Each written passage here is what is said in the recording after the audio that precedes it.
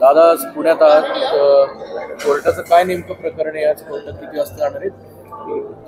नाही, ते तर सगळ्यांना माहितीच आहे. मान्य न्यायालयाचं तुम्हाला पण सगळ्यांनाच माहिती आहे. पण आपण सन्मान करतो ना लोकशाहीचा, न्यायदेवतेचा.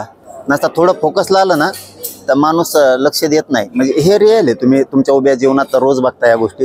माणूस उलशी फोकस लागलाय की कोणालाच किंमत देत नाही. आपण न्यायदेवतेला खूप मानतो, त्याच्यामुळे टाळत नाही. म्हणून आजही तस त्या निमित्ताने न्यायदेवतेच्या तारीख होती त्या तारखेला आलो. तुम्ही स्वतः नागपूरला जाऊन आलात, शेतकऱ्यांची भेट घेतली, आता बच्चू कडू सुद्धा मुंबईत जाऊन आलेत. कसं बघताय या संपूर्ण या प्रकरणाकडे? आणि शिवाय आता कर्जमाफीचं आश्वासन सुद्धा या सरकारने दिलं. आश्वासनानं नाही होणार. बघा, आजची परिस्थिती इतकी भयानक आहे शेतकऱ्यांची. तुमच्या आश्वासनावर जगू शकत नाही शेतकरी. ही प्युअर फसवणूक आहे. ही शेतकऱ्यांची, गोरगरीब महाराष्ट्रातल्या जनतेची ही प्युअर फसवणूक आहे. तुम्ही आश्वासनं देताल, तुम्ही सांगणार की आम्ही शब्द देतो. आज शब्दावरती पोट भरणार नाही आहे. लोकांच्या घरात लेकरांना वह्या आणि साधे पुस्तकं सुद्धा राहिलेले नाही आहे. इतकी भयानक विदारक परिस्थिती शेतकऱ्याची झाली. त्यांच्या जनावरांपासून पिकापासून सगळं वाहून गेलं. आणि तुम्ही शब्द देणार किंवा आश्वासन देणार याच्यावरती शेतकरी जगू शकणार नाही. फसवलं, पुन्हा एकदा शेतकऱ्यांना सरकारनं फसवलं. 30 जून 2026 ही तारीख दिली आहे ना. होणारच नाही बाया. देवेंद्र फडणवीस काय म्हणाले की 30 जून 2026 पर्यंत आम्ही शिष्टमंडळासोबत तारीख ठेवली आहे.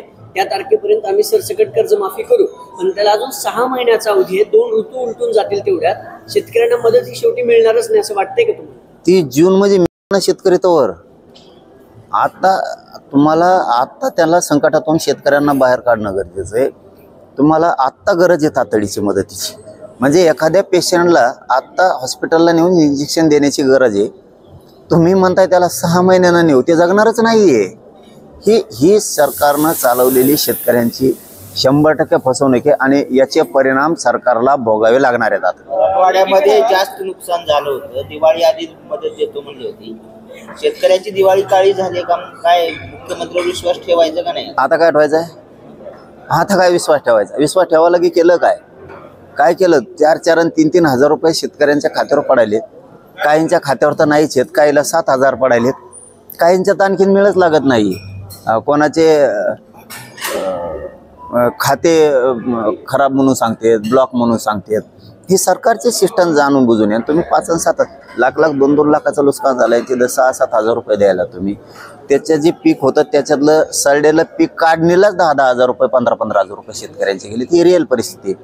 आणि तुम्ही जर त्या शेतकऱ्याच्या भावनेशी खेळणार असाल तर शेतकरी तुम्हाला सोडत नाही. अरे जून म्हणजे काय? जून कुठं आहे?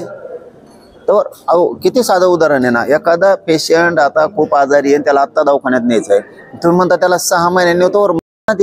इतकं मूर्खपणाचं लक्षण सरकारमध्ये असायला नाही पाहिजे. परंतु आता याचे दुष्परिणाम भोगावे लागणार. ज्यांनी आंदोलन केलं त्यांच्यावर गुन्हे दाखल झाले. बच्चू कडू, तिकडे शेतकरी सगळे जे रस्त्यावर आले होते, रस्ता जाम केला म्हणून गुन्हे दाखल झाले. 300 जणांना हे ना मोगलाईपेक्षा भयंकर वागायला लागले सरकार. म्हणजे आता आमचं बी उदाहरण जर द्यायचं ठरलं ना, मुंबईहून आलेलो आता आम्ही 1.5-2 महिने झाले आंदोलनात. काही पोरांना आमच्या आत्ता नोटीस द्यायला लागलेत, म्हणजे गुन्ह्याच्या. तुम्हाला करायचं, तुमचा इतका ॲक्टिव्ह आहे कायदा, तर तेव्हाच करायचे त्याच दिवशी. इतक्या दिवसानं का? म्हणजे काय, नुसतं सूड भावनेनं वागायचं. आम्ही म्हणतो ते ऐका, नाहीतर तुमच्यावरती गुन्हे दाखल करू, तुमच्या मागे ईडी लावू, तुमच्या मागे SIT लावू, तुमच्यावर खोटे गुन्हे दाखल करू. नसता आमच्या बाजूनं, आमच्या आमदाराच्या बाजूनं, आमच्या पक्षाच्या बाजूनं, सत्तेच्या बाजूनं राहा, बोला. नसता मग गुन्हे करून तुम्हाला मध्ये फेकणार. पहिलं असं नव्हतं. पहिलं काय होतं, विरोधाला विरोध केला ना तर ते मान्य करायचे. असं जिरी सांगत नव्हते. जाणून बुजून वैयक्तिक मॅटर काढणार, काही पण कोर्टाने करणार, खोटे गुन्हे दाखल करणार, त्याच्यावरती पोलिस पाठीमागं पाठवणार. म्हणजे ही दडपशाही, म्हणजे ही मोगलाईपेक्षा भयंकर चालवलंय सध्या. आता तुमच्या म्हणण्यानुसार समजा नागपूरच्या आंदोलकांवरती गुन्हे दाखल झाले, काय केलं? नुसत्या रस्त्यालाच बसले ना, दुसरं काय केलं? आणि मग सरकार जर ऐकत नसेल शेतकऱ्यांसाठी तर रस्त्यावर नाही बसायचं तर कुठं बसायचं? एक माध्यम असतं, सरकारने आपला आवाज ऐकण्याचं एक माध्यम असतं. त्याच्यामुळं गोरगरीब लोक उठतात, शेतकरी उठतात आणि रस्त्यावरती बसतात. त्याच्यासाठी गुन्हे दाखल करायची काय गरज? त्याच्यावरती गुन्हे दाखल करायचे. अहो तुमचा नुसता तापा चालला तर 4-4, 5-5 घंटे ट्रॅफिक जाम राहते शहरातली. तेव्हा गुन्हे दाखल होतात का मंत्र्यांवरती? मग तेव्हा होतात का? म्हणजे ही भूमिका दुटप्पी. आता आमच्याकडे जर हे खेड्यात आले तर यांच्यामुळे पुरा रस्ता बंद राहतो. मग त्यावेळेस आमच्याही लोकांचं काहीतरी गडबडीचं काम असेल ना, कोणाला पेपरला जायचं असेल, कोणाला शाळेत जायचं असेल, कोणाला हॉस्पिटलला न्यायचं असेल, कोणाला तरी बँकेत जायचं असेल, कोणाला तरी शाळेवर जायचं असेल, एखाद्या शिक्षकाला जायचं असेल, एखाद्या अधिकाऱ्याला आमच्या रस्त्यावर जायचं असेल ना, त्यावेळेस विचार करत नाहीत ना. मग त्यांच्यावरती गुन्हे दाखल होतात का? नाही होत. ते सुद्धा 2-2, 3-3 घंटे जाम करत. आणि एवढं कोणचं शहर ते असं की सोन्याचं उत्पादन करता येईल, लई हिरे माणिक मोती पिकत आहे तिथं म्हणून लईच लॉस झाला राज्य सरकारचा किंवा महाराष्ट्रावर लईच आता खूप मोठं संकट कोसळलं. नागपूरला एखादा रस्ता अडविला म्हणजे काय हिरे माणिक मोत्याचे व्यापार बंद पडले काय? का लय अमृत निघत का तिथून? म्हणून लईच लोक जगत येताना तिथून अमृत जायचं होतं ना. आता ते तुम्ही रस्ता अडविल्यामुळं सगळे देशातच जगातले लोक खूप तरफडायला लागला. असं काही आहे का? काय यांना राहतं ना. खरंच शेतकऱ्यांनी माझं तर एक सांगणं आहे आजच्या प्रेसच्या माध्यमातून, सगळ्यात महत्वाचं वाक्य सरकारसाठी आणि शेतकऱ्यांसाठी, गोरगरीब शेतकऱ्यांना आपण आपला लढा लढा, कोणावर विश्वास ठेवू नका. कोणावरच आपण आपला गरिबांना लढा, जसं मराठ्यांनी गरिबाचा लढा उभा केला आणि जिंकला ना, गोरगरीब शेतकऱ्यांनी कोणावर विश्वास ठेवू नका. आपण आपला लढा लढा आणि जिंका, तरच तुम्हाला सुखाचे दिवस येऊ शकतात. फडणवीसांनी शब्द असा दिलाय की उच्चस्तरीय समिती स्थापन करू. समितीचा कारभार, समितीचा व्यवहार तुम्ही जवळून बघितलाय. प्रत्येक विषयात समिती तुमच्या आंदोलनाला स्थापन केली. ही समिती काय सकारात्मक देईल अहवाल असं वाटतंय सरकार? समित्या फेमित्या मान्य नाही, ते बंद करून टाका. तुम्हाला सांगितलं ना सरसकट कर्जमुक्ती द्या, काय भेद करायचा? एखाद्या मोठे त्याच्यात 10-5 असते, त्यांचं म्हणणं आहे तेवढं आहे. मोठाले घराने ते किती का असते नसून 200 असतील घरं महाराष्ट्रात लय झाले. तर 200साठी का बाकीचं वाटोळ करता का? बाकीच्यांचं वाटोळ. ती समिती बरखास्त करून टाका. ती तुम्हाला करायचं सरसकट करा. नसता शेतकऱ्यांनी यांना राज्यात फिरू देऊ नये. शेतकऱ्यांनी स्वतःच लढाई स्वतः कोणावरच विश्वास ठेवू नये, मायावर ठेवू नये, कोणावर ठेवू नये. गोरगरीब शेतकऱ्यांनी यांच्या कुठं सभा होऊन देऊ नये, यांच्या कुठं यांना प्रचाराला येऊ देऊ नये, आणि शेतकऱ्यांनी यांच्या प्रचाराला जाऊ नये आणि सभेला पण जाऊ नये. यांच्या मोकळ्या सभा पडावं. म्हणजे महाराष्ट्रातला सगळ्या जाती धर्म त्याच्यात आले. यांनी कोणीही त्यांच्या सभेला कार्यक्रमाला जाऊ नये, यांचे होऊ पण देऊ नये. सगळ्यात बेस्ट प्लॅन. आणि आपण आपली लढाई शेतातून केली तरी चालतं. शेतकऱ्यांनी कोणावरच विश्वास ठेवू नका. आणि ह्या समित्या फिमित्या ही लोकांना येड्यात काढण्याचं माध्यम आहे. शेतकरी टाकण्याचं कोणतं असेल तर ती समिती. दादा, राज्यातले गडकिल्ले हे आपल्यासाठी प्रत्येकासाठी आस्थेचा विषय आहे. त्या गडकिल्ल्यांवरती नरेंद्र मोदींच्या नावानं नमो पर्यटन माहिती केंद्र जे आहे ते सुरू होणार आहे. राज ठाकरेंनी त्याच्यावरती टीका केलेली आहे की सत्तेसाठी आपण किती लाचारी करणार. जर किल्ल्यांवरती अशा पद्धतीनं नमो पर्यटन माहिती केंद्र जर उभारलं त्यांच्या नावानं तर आम्ही ते फोडू. तुमच्या याला विरोध आहे का? गडकिल्ल्यांवरती कुणाच्या नावानं अशा पद्धतीनं माहिती पर्यटन केंद्र उभा राहणार? जो किल्ला असेल किंवा जे तीर्थक्षेत्र असेल किंवा कुठलं देवस्थान असेल, कुठलं संस्थान असेल, त्या संस्थानाच्या नावानं माहिती केंद्र करावं. कोणाच्या नावाने करण्याची काहीही गरज नाही.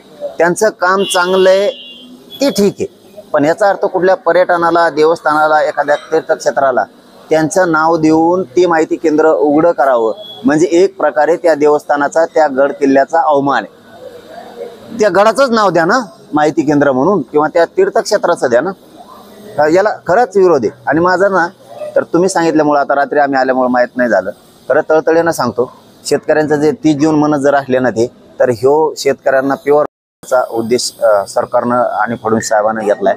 शेतकऱ्यांनी हा डाव हाणून पाडला पाहिजे. नो समिती नाही, फेमिती नाही, काय नाही, आश्वासन नाही.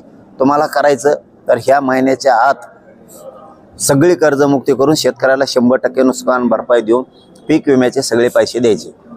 हे करणं गरजेचं आहे. शेतकऱ्यांना आंदोलन खरोखर रोज सुरू करायला पाहिजे. रोज. विदर्भात एवढं मोठं आंदोलन झालं, मराठवाड्यात होईल का शेतकऱ्यांना? अरे असं म्हणू नका. मराठवाडा काय, विदर्भ काय आणि पश्चिम महाराष्ट्र काय, आपण जर असे भाग पाडले ना तर शेतकरी सुद्धा विभागला जाईल आणि सगळे शेतकरी मेटाकुटेल येतील. आपल्याला असं करून चालणार नाही.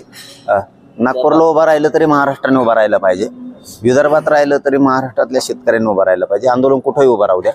पण एकच पर्याय आहे, मी हात जोडून शेतकऱ्यांना सांगतो, तुमची लढाई खरंच तुम्ही हातात घ्या. त्याच्याशिवाय तुमचं जीवन सुधारणार नाही, तुमची पिढी पुढे जाणार नाही, तुमच्या मालालाही भाव मिळणार नाही, कर्जमुक्ती होणार नाही. तुमची लढाई आणि तुमचं लढाईचं हत्यार तुम्ही हातात घ्या. आणि सरकारला वठणीला आणा. प्रदीप जो प्रश्न विचारला ना दादा, त्याच प्रश्नाला कंटिन्यू करतो. पंतप्रधानांचं त्यांना जे सांगितलं 75 वर्ष पूर्ण झाले, त्यांचा वाढदिवस सगळ्या देशभरात साजरा करायचा आहे. आता सरकारनं डाव काय, पर्यटन खातं जे आहे किंवा ते पुरातत्व खाते हे एकनाथ शिंदेकडे आहे. पर्यटन खातं त्यांचं म्हणणं असं म्हणजे त्यांच्या मंत्रिमंडळात त्यांचं म्हणणं असं आहे की शिवनेरी असेल, रायगड असेल किंवा इतर जी किल्ले आहेत महाराजांची महत्वाची, त्याच्या खाली एक पर्यटन स्थळ उभारलं जाईल, त्याला नमो पर्यटन केंद्र असं नाव दिलं जाईल. कुठल्याही पंतप्रधानांचं नाव महाराजांच्या गड किल्ल्याला देणं कितपत योग्य असं तुम्हाला वाटतं, कुणीही पंतप्रधान असो? शिंदे साहेबांनाही सांगणं आहे आणि फडणवीस साहेबांना पण सांगणं आहे की त्यांचा 75वा वाढदिवस आहे. त्यांना खूप मनापासून सगळ्या देशाकडून शुभेच्छा आहेत. त्याच्यात काही दुमत असण्यात कारण नाही. त्यांनी 100 वर्षे पण पूर्ण करावं, त्याही पेक्षा जास्त करावं ही सगळ्यांची मनोकामना आहे. पण सगळ्यांचे आशीर्वाद पण आहेत त्यांच्या पाठीशी. परंतु तीर्थक्षेत्राला, गड किल्ल्याला शिंदे साहेबांनी, फडणवीस साहेबांनी असं कुठलंही माहिती केंद्र कोणाच्याच नावानं देऊ नये, गड किल्ल्याच्या नावानं द्यावं. म्हणजे त्या किल्ल्याची माहिती मिळत. तुम्ही शिवनेरी किल्ला आहे, तिथं जर म्हणले शिवनेरी किल्ला माहिती केंद्र, तर त्या किल्ल्याचं नाव जाईल. त्यांची प्रसिद्धी करायची, गड किल्ल्याचा अवमान करून, हे मात्र चांगलं नाही.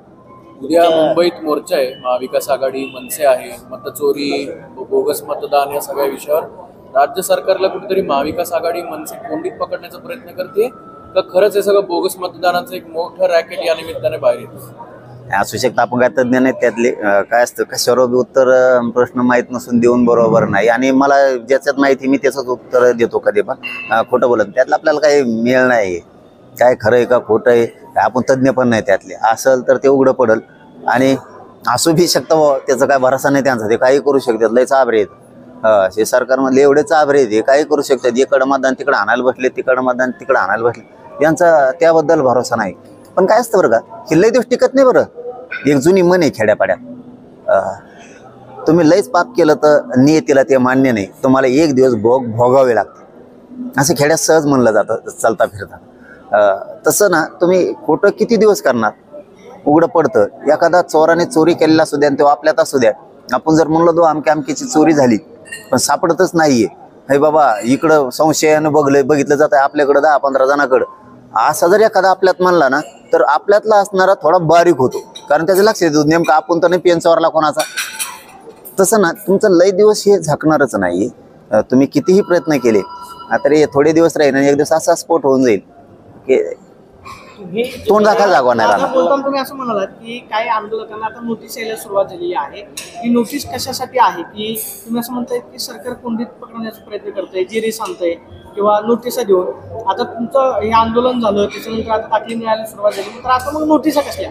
तुम्ही मागणी केलेली होती की सरसकट गुन्हे जे आहेत ते मागे घ्या, मात्र आता नोटिसा येतात, ते कशासाठी? काय असतं, देवेंद्र फडणवीस साहेब एक असा माणूस आहे की एकदा गोड बोलणार, गोड बोलून दाखवणार आणि दुसऱ्या वेळेस पुन्हा डाव टाकणार. म्हणजे आपल्याला असं वाटतं की नाही हे फडणवीस साहेब म्हणजे आपले जवळचे झाले, आता आपल्याला न्याय देणार आता. आणि बरोबर कमराला पाठीमागून लगेच. म्हणजे ही जी पद्धत आहे ना, ही त्यांच्यासाठी खूप घातक आहे. कारण त्याला जी एक नाद लागला एका जातीचा की आमचा DNA ओबीसीचा, आमक्याचा नाही तमक्याचा नाही ना, त्याच्यामुळं बाकीचा वर्ग त्यांच्यापासून तुटत चालला सगळा. म्हणजे बाकीचे समाज सुद्धा लय मोठे आहेत त्याच्यात, ते तुटत चाललेत. कारण हे अशा वागणुकीमुळे आता घेणं नाही देणं नाही.